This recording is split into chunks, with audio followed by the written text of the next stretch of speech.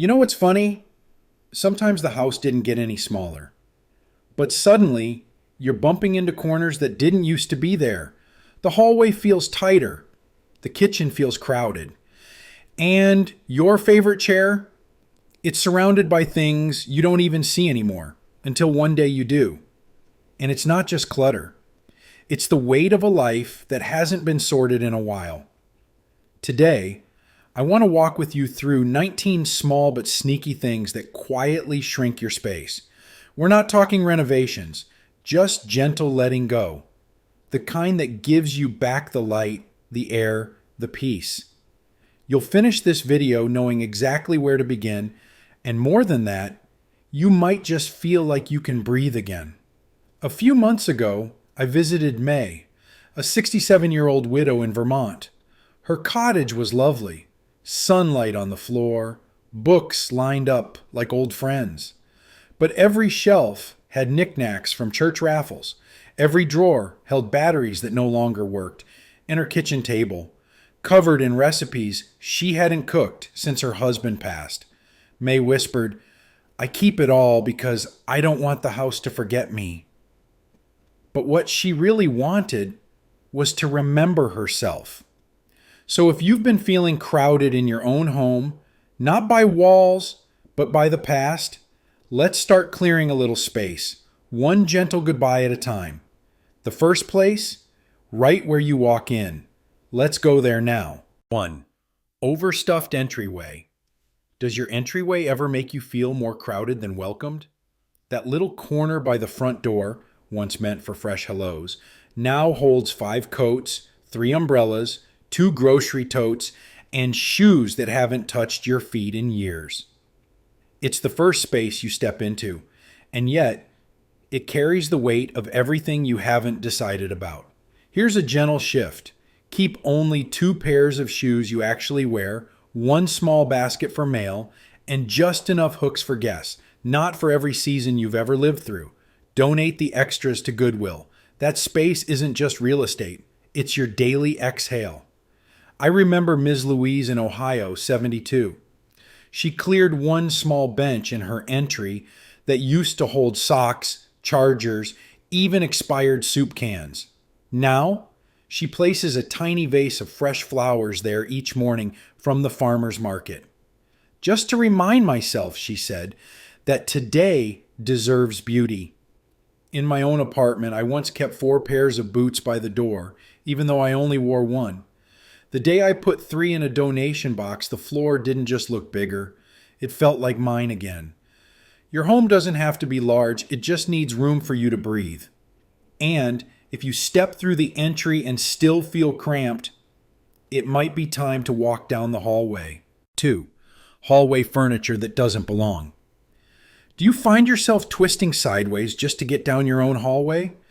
Not because of clutter, but because of that tiny chair from Aunt Edna, or the skinny side table you meant to spruce up, or maybe a basket full of mismatched socks just in case. Here's the truth. Hallways are meant to move you, not store you. Try this. Take a photo of every item in your hallway. Then ask, if I were selling this house tomorrow, would I want that piece there? If not, it might be time to send it on. A local church sale, a neighbor's garage, anything but your walkway. Helen, a retired school teacher in Arizona, kept an old desk at the hallway's end because it was a wedding gift. The surface was chipped, the drawers jammed. But when she finally let it go, sunlight from the hallway window poured in. "I didn't realize," she whispered, "how dark that corner had become." I once brought home a wooden shelf from a flea market because it fit the corner. 6 months in, I'd tripped on it 3 times and stored nothing useful on it. I donated it one Sunday morning, and suddenly the hallway felt like possibility, not storage. Sometimes it's not the object you need to let go of, it's the obligation attached to it. And once you've cleared the walkways, you might look up and see your walls are speaking a little too loudly. 3. Too many wall decorations. Have you ever looked at your walls and felt like they were talking over each other? Family photos from every decade, faded embroidery, wooden quote signs, clocks that don't tick anymore. Each one once meant something, but together they crowd your peace. Here's one small ritual. Gently take everything down. Then, one by one, choose the few that still bring you a quiet smile. Limit yourself to 3 or 4 per room. The rest? Thank them. And let them go. Store them, gift them, donate them. But don't let them drown out the stories you're living now. Judy, 69, had walls full of grandkids' photos, awards, decorative signs. I keep them so the kids know I care, she said. But once we pared it down to a single photo, Christmas, the whole family together, she took a deep breath. This one says it all. I once helped my mother remove an old landscape painting, the kind she never really looked at. Behind it, the wall had stayed clean and pale. She stared at the empty space and whispered, "Maybe now I can hang that photo of your father and you at the lake." Walls need quiet too, so your memories can echo gently. Next, let's look down, because sometimes the floor holds more than we realize. 4. Every surface covered. Isn't it funny how a small kitchen counter can turn into a landing strip for everything? Receipts, vitamins, unopened mail, coupons from AARP magazines, even birthday cards you meant to reply to. After a while, it's not a counter. It's a catch-all for what's unfinished. Here's the shift. Choose one surface to completely clear today. Start with the one you see first in the morning. Maybe the bathroom sink or the coffee table. Keep only what you use daily. Everything else? Return to where it belongs, or if it doesn't have a home, maybe it doesn't belong. Martha in Vermont used to keep 14 ceramic knickknacks on her window ledge, each one gifted over the years. One day, she gently wrapped and donated all but 2, her granddaughter's clay turtle and her mother's hummingbird. Now, she sees sunlight again through the glass. She told me, "I didn't lose memories. I just let the clutter step aside." In my own kitchen, I cleared my side counter once, the one by the toaster. For weeks, it had held batteries, scissors, and a lonely pepper grinder. Now, all that sits there is a fruit bowl. It sounds silly, but I feel lighter every time I walk in. A surface can hold objects, or it can hold peace, but never both. Let's keep that peace going by turning toward the furniture we've held on to too long. 5. Giant furniture in a small room. Do you ever feel like your couch is swallowing the room whole? Not because the room shrank, but because the furniture grew with time and sentiment. That overstuffed recliner you haven't sat in since '98? The hutch you meant to repaint? Sometimes the things we think are comforting are quietly crowding us. One gentle step. Measure your walking space. Can you move freely without shuffling or sidestepping? If not, consider downsizing one large piece. Donate it to Habitat for Humanity or offer it on your neighborhood. Buy Nothing Group. Eleanor, a widow in Missouri, had a massive oak cabinet from her in-laws. It had moved with her through 3 houses. But in her condo, it blocked the window and made the space dim. She finally donated it to a local church and in its place put a small shelf with her favorite cookbooks. She called it her Sunlight Library. Years ago, I had a love seat that was so heavy I couldn't move it even an inch. I kept it because it was still good. But when I let it go, a neighbor with a growing family took it. I sat on the floor that evening and thought, space never hugs back, but it sure does exhale. You don't need furniture to fill a room. You need space to fill a life. Now, what if it's not one large thing, but too many of the same little things? 6. Duplicate items. When was the last time you counted your scissors or checked how many can openers you actually own? It happens slowly. One from the hardware store, one from your daughter's wedding kit, one you don't even remember buying, and before long, your drawers feel like they're multiplying behind your back. Try this. Open one drawer, just one. and place all duplicates side by side. Ask yourself, which one do I reach for without thinking? Keep that one. The rest, into the donation bag or offer them to a neighbor's garage sale. Rita, 66, had 7 spatulas in her kitchen. She only ever used 2, one for eggs, one for baking. The rest, she gave to a local shelter that helps single moms start fresh. I didn't realize, she said, my drawer was full of choices I never made. For me, it was flashlights. I had 5, and still reached for the same little yellow one each time. I gave 3 to the church pantry and recycled the broken one. Now, that drawer opens without a fight. It's like a sigh of relief in plastic form. Duplicates don't double your life. They just divide your peace. And that peace, it's the thread that runs through every room, every drawer, every corner we're about to meet. 7. Gift guilt items. Do you still have a floral vase from a coworker's Christmas exchange back in '97? Or a singing fish plaque from your nephew that made you laugh once, but has lived face down in a cabinet ever since? Here's a gentle truth. You can honor a gift without keeping it. The love came from the giving, not the object. Doris from Minnesota had a whole cabinet filled with gifts she never used. Cookbooks from people who didn't know she hated cooking, crystal dishes she'd never take out, mugs that said, "World's Best Aunt." One day, she packed them all for Goodwill, whispered a thank you to each, and made space for the pottery she actually loved using. "It felt like I finally told the truth," she said. "I still remember holding on to a bright orange sweater my niece gave me. I never wore it, not once. But I felt like letting it go meant I was ungrateful. One morning, I folded it, wrote her a note saying thank you for thinking of me, and donated it to a church sale. That day, I started choosing usefulness over guilt. A real gift doesn't ask to be kept. It asks to be remembered. And speaking of things we meant to use but didn't, let's head to that exercise corner that quietly judges us. 8. Unused exercise equipment. Is there a dusty treadmill in your guest room? Or resistance bands rolled up beside your Christmas wrapping paper? You're not alone. Most of us hoped that buying the equipment would spark change, but life got in the way. And now those items don't motivate. They silently shame. Start small. Choose one piece, the one you haven't touched in a year.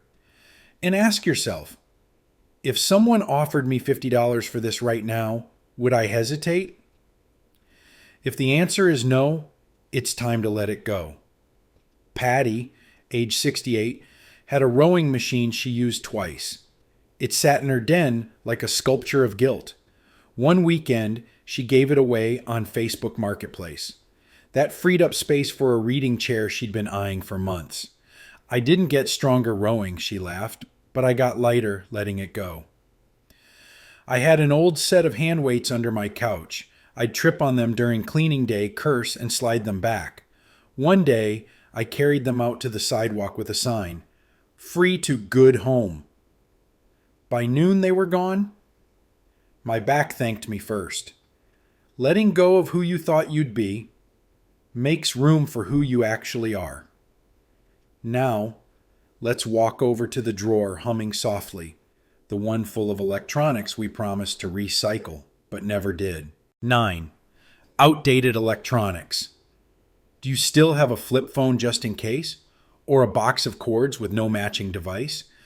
That junk drawer of mystery remotes and half-broken chargers? I know it well. It's time for the one bag test. Gather every cord, phone, charger, and battery from your home. Spread them out on a towel. If you can't name the item it goes to in 10 seconds, into the e-waste box it goes. Sandra, 72, had 3 drawerfuls of tech leftovers, old camcorders, walkie-talkies, even her late husband's garage pager. She found a nearby electronics recycling day through her library's bulletin board and cleared it all in one trip. I didn't realize how much noise those things were making in my head, she told me. Years ago, I held on to a VCR just in case I wanted to watch home tapes. The tapes were gone, but that VCR took up a full shelf. When I finally let it go, I didn't miss it once, but I did feel like I could breathe again. The future has arrived, and it needs shelf space. And just wait. We've still got more quiet corners to breathe new life into. Ready to keep going? 10. Holiday decor in living spaces year-round. Is your living room still holding on to a little Santa figurine? In July? Or maybe that give thanks wreath? Never made it back to the closet? Keeping holiday decorations out all year might feel comforting, even sentimental. But over time, they quietly turn into visual clutter, freezing the room in one moment instead of letting it breathe through the seasons. Elaine, 71, had a ceramic Easter bunny that lived on her mantle for over a decade. He just sat there staring at me, she laughed. One spring, she finally packed him away, not because she loved him less, but because she wanted her space to reflect her now, not her nostalgia. The next time Easter rolled around, unboxing him felt special again. I used to keep a snow globe on my bookshelf, a little cabin in the snow. It reminded me of a trip to Vermont with my late wife. One day, I realized I wasn't seeing it anymore. It had blended into the background, so I wrapped it gently and placed it in my memory box. Somehow, that made the memory feel even more precious. When everything is special, nothing feels sacred. Let's walk toward another corner of quiet clutter, those growing towers of paper you keep meaning to read. 11. Stacks of magazines and newspapers. You know that little pile by your recliner? Or the stack on your kitchen table that wobbles just slightly when you brush past? Old AARP issues, Sunday inserts, recipes you might try one day. They pile up quietly, but they shout loudly in your space. Margaret, 66, used to keep 3 years of magazines under her coffee table. I thought I'd clip the good articles, she said, but she never did. One day, her granddaughter helped her sort through them. They made one keep stack in just a few dog-eared pages and recycled the rest. The table suddenly looked like it was breathing, she told me. I once found an old TV guide from 2003 tucked behind my nightstand. No idea how it got there. I chuckled, then tossed it. That toss felt like I made room for something new, even if it was just clean air. Clutter isn't just what we keep, it's what we postpone. Speaking of piles, let's open that linen closet you can't close anymore, the one hiding those giant packs from Costco. 12. Bulk toiletries or supplies. Do you have 3 years' worth of toilet paper stacked behind your bathroom door? Or enough body wash to start a small spa? Stocking up can feel smart, like you're being prepared. But in small homes, too much just in case turns into, now I have no space. Diane, 73, bought in bulk for years. Shampoos, soaps, hand lotions. But she lived alone. Her shelves were packed, her drawers jammed. It started to feel like I was running a store I didn't need, she said. With a little help, she donated extras to a women's shelter through her church. They were so grateful, and I could finally close my cabinets without wrestling them. I used to hoard hotel shampoos. Dozens of tiny bottles lined up in an old cookie tin. One rainy Saturday, I emptied them all into one bottle and tossed the rest.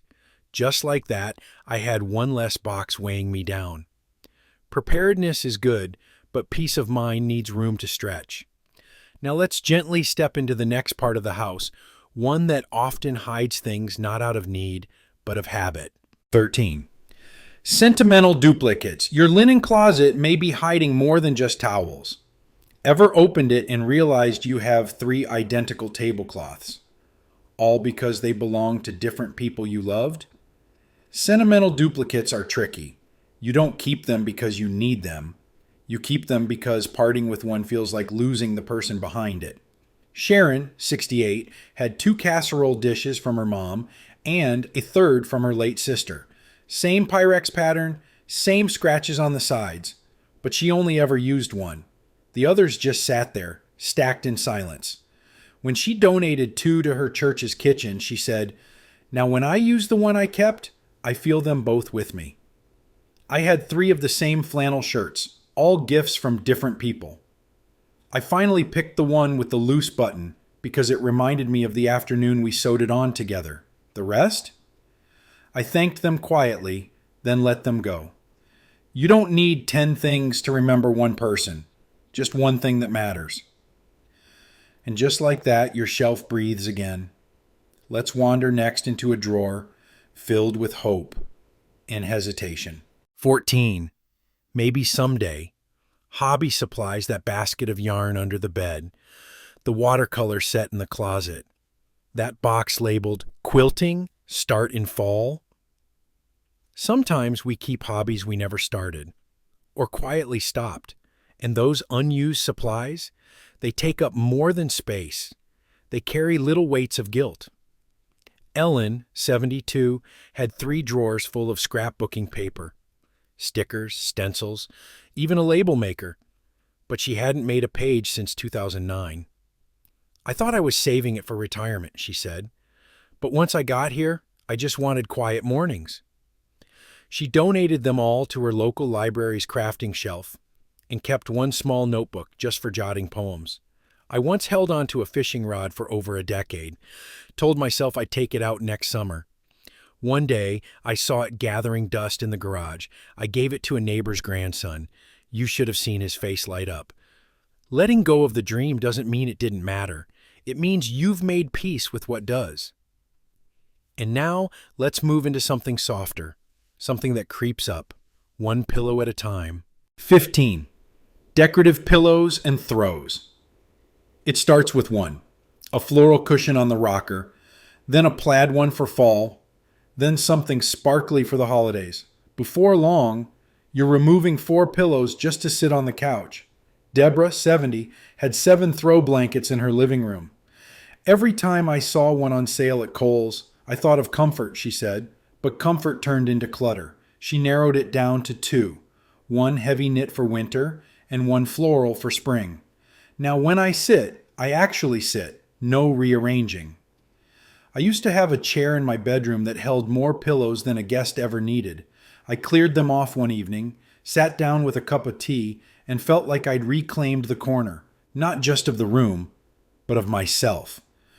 When we clear the extras, we find the real softness underneath. Ready for a few more? Let's peek into the corners you might have overlooked, where light gets blocked and space shrinks without warning. 16. Plastic food containers without lids. Do you know that drawer? The one that creaks open and reveals a jungle of plastic containers, half of them lidless like forgotten socks in a dryer. Every home has one. We think they'll match someday, but someday never comes. And in the meantime, they steal space and peace. Margaret, 73, used to keep a full bottom drawer of old yogurt tubs, butter containers, and mismatched Tupperware. I thought I was being practical, she told me, but every time I needed a container, I ended up just using foil instead. One Sunday, she dumped them all out on her dining table, kept 5 that matched, and donated the rest to the church yard sale. Now I actually find what I need. I did the same last spring. I sat on the kitchen floor, lids in one pile, bases in another. Only 5 pairs survived, but what I gained back was the ease of a drawer that slides open without shame. We hold on to spares, forgetting how freeing it is to only keep the ones that serve us well.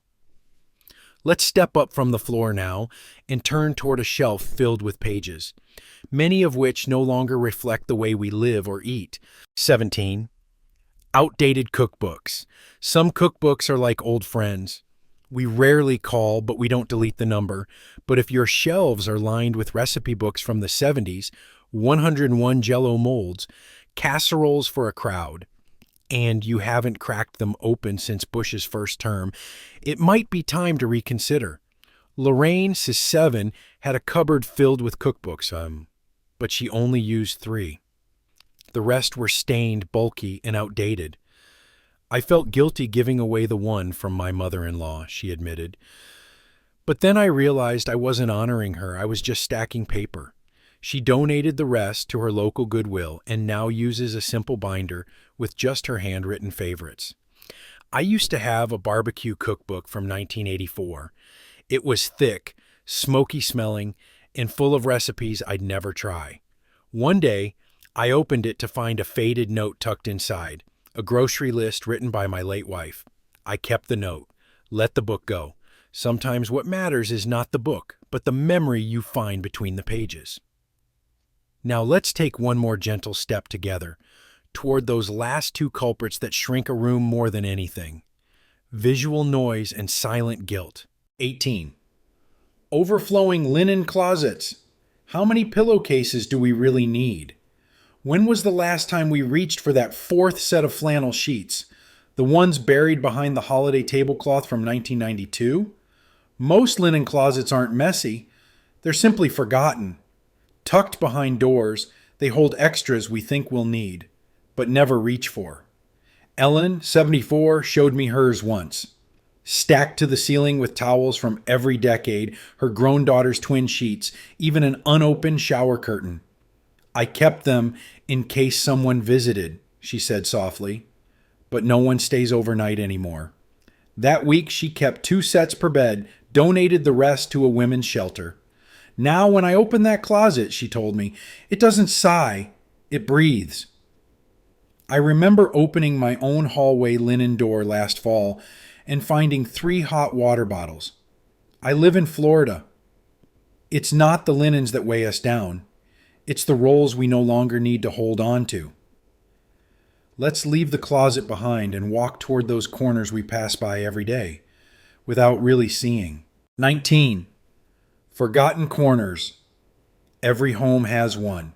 A corner behind the recliner, a space beside the washer, a shadowy nook that holds something, but you're not sure what. These corners become time capsules. They collect silent dust and forgotten items, and somehow they make a whole room feel heavier.